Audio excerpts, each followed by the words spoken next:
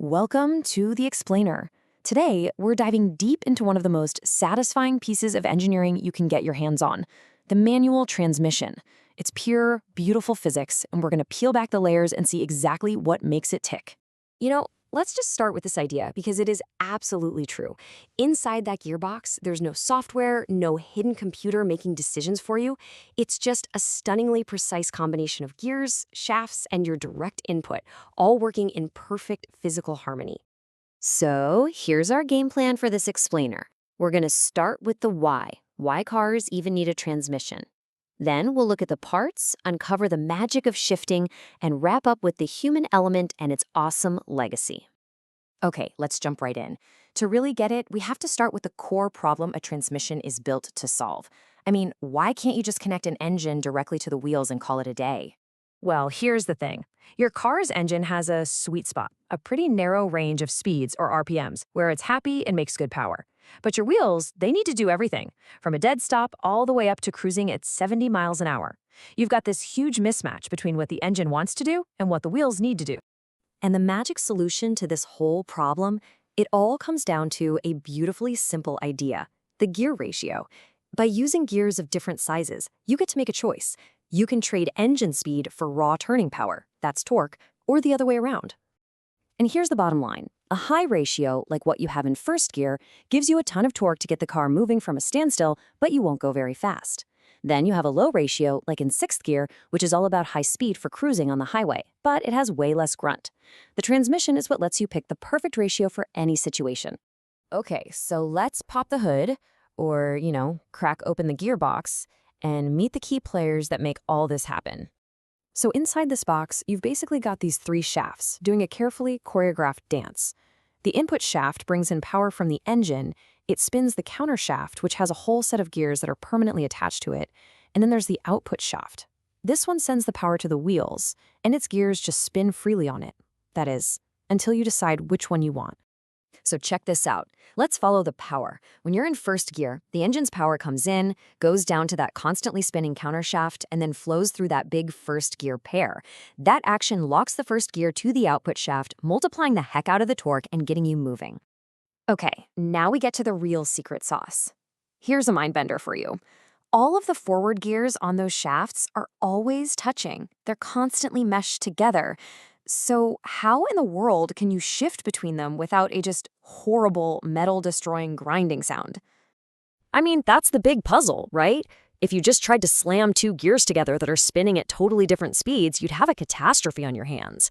And solving this exact problem led to the single, most clever, most important part of the entire system.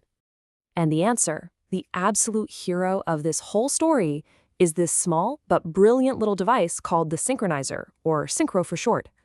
It's made up of these few little parts, and its entire job is to solve that speed matching problem for us. This is such a great way to think about it. The Synchro is like a tiny little clutch, or maybe a brake, for each individual gear. It uses friction to gently bring the gear you want up to the exact same speed as the output shaft, and only then does it allow them to lock together with these strong little teeth. Result? No grinding. Just a smooth, clean shift. So this is that elegant dance that happens in less than a second every single time you shift. You push the clutch, move the lever, the Synchro does its little friction magic to match the speeds, and then, click, the sleeve slides over and locks the new gear in place.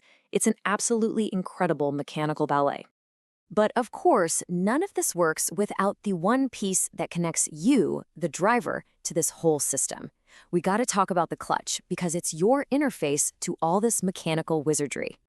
The clutch is basically just a super strong mechanical switch. Think of it like a sandwich. You've got the flywheel, which is spinning with the engine, you've got the clutch disc, which is connected to the transmission, and then you have the pressure plate, which acts like a powerful clamp squeezing them together. And that's the whole point, right? When you push that pedal, you're releasing that massive clamping force. You're temporarily disconnecting the engine from the transmission. This gives the synchronizers that split second they need to do their job, and it also lets you come to a complete stop without stalling the engine. It is what gives you total control. So now that we know how it all works under the hood, let's connect it to the actual experience of driving. Because once you understand the mechanics, all the little techniques start to make perfect sense. You've probably heard people talk about rev matching. It sounds fancy, but really, when you downshift, the engine needs to spin faster to keep up with the lower gear. Instead of just letting the clutch do all the work and forcing the engine to speed up, a skilled driver will give the gas a little blip to bring the RPM up manually. It results in a perfectly seamless shift. You're basically helping the machine do its job even better. To really appreciate the smooth, slick manual transmission we have today, we gotta take a quick trip back in time. This thing is the result of 100 years of smart engineering. Yeah, early transmissions were called crash boxes, and for a very good reason. There were no synchronizers. The invention of synchro mesh back in the 1920s was a complete game changer. It made manuals easy enough for anyone to drive and really cemented their place in cars for decades to come. And just look at what drivers used to have to do. This complicated 6-step dance for every single shift. It really makes you appreciate that tiny little synchronizer ring, which basically does steps 2, 3, and 4 for you, automatically and perfectly every single time. So when you boil it all down, the manual transmission is all of these things at once. It's a torque multiplier, a speed converter, a selector, and a coupling system. But most importantly, it's a direct, unfiltered connection between you and the machine. And that's the real beauty of it, isn't it? In a world that's just full of complex electronics and code, the manual transmission is still this masterpiece of pure mechanics. It's a direct, physical line from your thoughts to your hands and feet straight to the road, all thanks to this elegant system you now understand.